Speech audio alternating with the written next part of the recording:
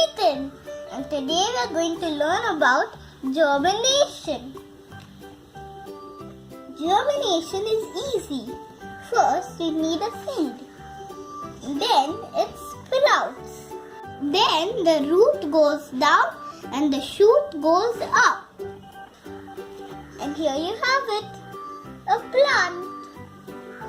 The first leaves that pop out of a germinating seed are called cotyledons. Here's my germination experiment. This is 4 days old. For this experiment, I took a black-eyed bean and a container and some cotton, and I watered it daily.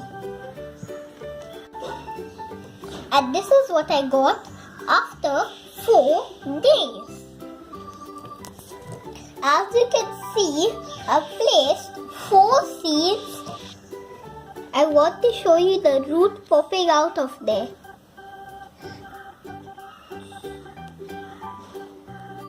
The seed coat fell off the seed.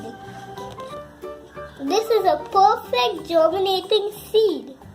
The root going down and the shoot going up. And the tiny cotyledons. You can see how the roots are holding on to the cotton because the plant needs water and sunlight to grow. So you can see it's very easy to do this experiment. You can try it at home. I hope you do.